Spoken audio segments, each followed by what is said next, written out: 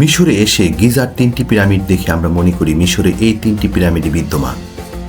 পারতপক্ষে মিশরে অনেক পিরামিডই রয়েছে। আজ আমরা এই ব্লগে মিশরের তথা বিশ্বের প্রথম নির্মিত পিরামিড দেখব এবং এর ভিতরে ঢুকব। এরপরে প্রাচীন মিশরে নির্মিত দ্বিতীয় এবং তৃতীয় পিরামিডও আপনাদের মাঝে তুলে ধরব। পুরো ব্লগটি জুড়ে আমাদের সাথেই থাকুন এবং পিরামিডের পুরো সিকোয়েন্স বুঝতে পিরামিড সম্পর্কিত পূর্বের 2টি এপিসোডও দেখে নিন। পৃথিবীর প্রথম পিরামিড মিশরের সাকারাতে অবস্থিত। গিজা পিরামিড কমপ্লেক্স থেকে সাকারার দূরত্ব প্রায় 40 কিলোমিটার। গাড়িতে যেতে সময় লাগবে প্রায় 40 থেকে 42 মিনিট। গিজা চত্বর থেকে প্রায় 40 মিনিটের পথ অতিক্রম করে চলে আসলাম সাকারাতে।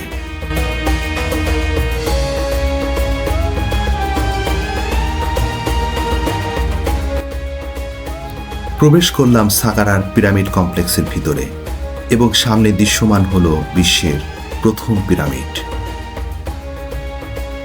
এটির গঠন গিজার পিরামিডের মতো নয়।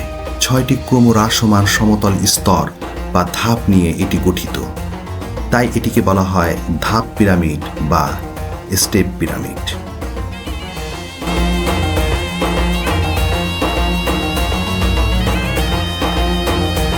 বিশ্বের প্রথম ধাপ পিরামিডটি মিশরের 3য় রাজবংশের ফেরাউন জোসারের সমাধি হিসেবে নির্মিত হয়েছিল। এটি তৈরি হয়েছিল আনুমানিক 2668 থেকে 2649 খ্রিস্টপূর্বাব্দ সময়। এর সবচেয়ে উল্লেখযোগ্য দিক হল এটি ছিল প্রাচীন মিশরের প্রথম বৃহৎ আকারের পাথরের তৈরি স্থাপনা। এর আগে রাজকীয় সমাধিগুলো ছিল একতলা স্তূপা বা বেদির মতো ইটের কাঠামোতে তৈরি। গিজার পিরামিড ছিল 4র্থ রাজবংশের ফেরাউনদের তৈরি, আর জোসার ছিলেন 3য় রাজবংশের ফেরাউন।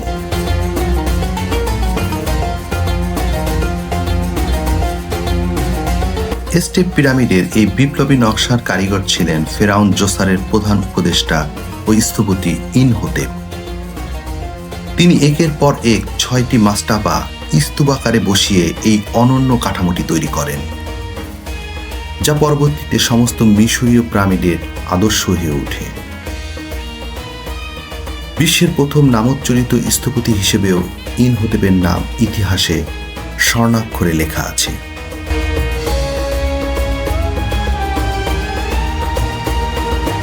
স্টেপ পিরামিডের দৈর্ঘ্য প্রায় 396 ফুট এবং প্রস্থ 357 ফুট।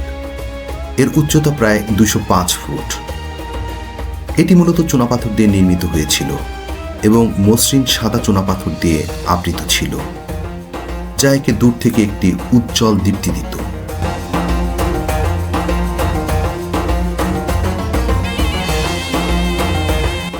প্রবেশ করছি পৃথিবীর প্রথম পিরামিড সাকারার স্টেপ পিরামিডের ভিতরে।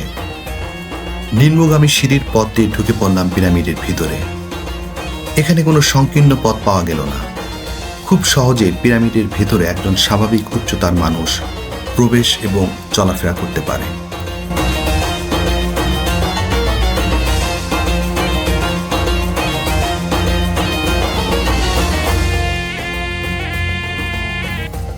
সামনে এগিয়ে পাওয়া গেল ফেরাউন জোসারের সমাধি কক্ষটি। এটি পিরামিডের অনেক গভীরে গ্রানাইট পাথরের তৈরি। সাধারণত সমাধি কক্ষে সশরীরে প্রবেশ করা যায় না, তাই উপর থেকেই সমাধিস্থল দেখে পিরামিড থেকে বের হয়ে গেলাম।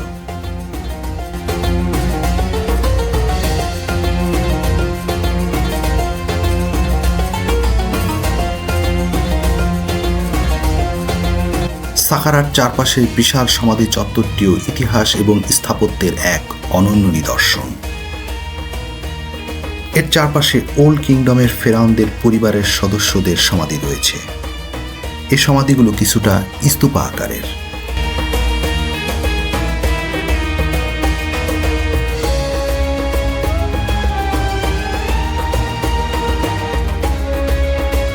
আমরা প্রবেশ করছি 3য় রাজবংশের ফেরাউনের এক মেয়ে তথা এক রাজকন্যার সমাধিতে, যার নাম হলো তিথি। সাকারার সকল সমাধি মাটির নিচে নির্মিত।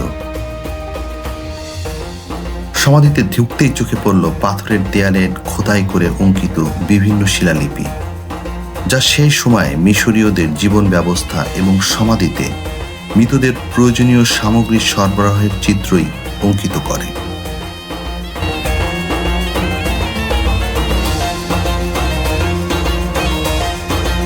এখানেই ছিল রাজকন্যা তিথির সমাধি।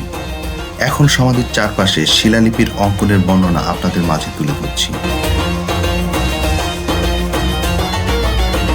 এখানে দেখা যাচ্ছে একদল মানুষ বিভিন্ন গবাদি পশু পাখি নিয়ে যাচ্ছে। এগুলি সবই রাজকন্যা তিথির জন্য। এখানে একদল মানুষ গরু নিয়ে যাচ্ছে তিথির খাদ্য সামগ্রী হিসাবে। মিশরীয়রা মনে করত যে মানুষ মৃত্যুর পরেও জীবিত মানুষের মতো খাদ্য সামগ্রী গ্রহণ করে, তাই মৃত মমির সাথে তারা তার ব্যবহৃত সকল ধনরত্ন দিয়ে দিত এবং বিভিন্ন খাবার সামগ্রী সরবরাহের ছবি অঙ্কন করে রাখত। এছাড়াও যে সকল মানুষের ছবি দেখছেন তারা মূলত মৃতের পরিষেবায় নিয়োজিত।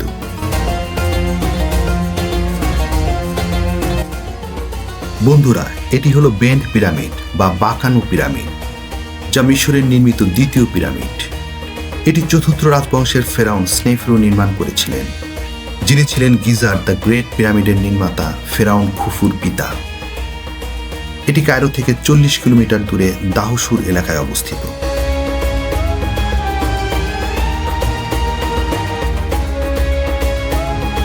আসলে এটি ছিল একটি ত্রুটিপূর্ণ পিরামিড, তাই এখানে কোনো সমাধি ছিল না। নির্মাণকালে যখন স্থিতিশীলতার সমস্যা দেখা দেয়, তখন ঢালের কোণ কমিয়ে কাঠামোকে নিরাপদ করার চেষ্টা করা হয় এবং এই ত্রুটি থেকেই পরবর্তীতে মিশরীয় স্থপতিরা পিরামিডের আকৃতির পূর্ণতা আনতে সক্ষম হয়েছিলেন।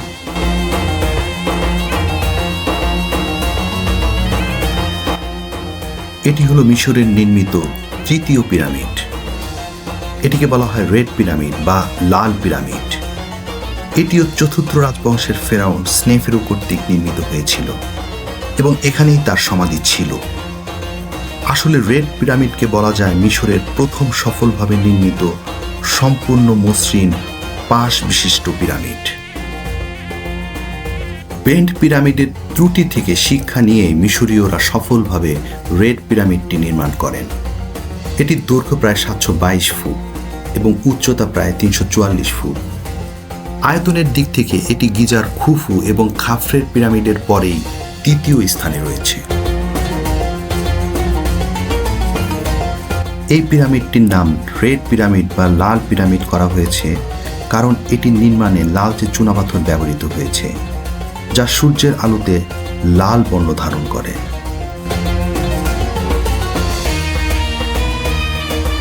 এই পিরামিডটির ঢাল অপেক্ষাকৃত কম, যার ফলে এটি আগের পিরামিডগুলোর তুলনায় বেশি স্থিতিশীল। আজও এটি প্রত্নতত্ত্ববিদ এবং পর্যটকদের কাছে বিশেষ আকর্ষণের কেন্দ্রবিন্দু।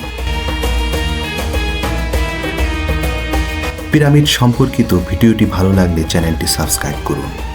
সবাইকে ধন্যবাদ।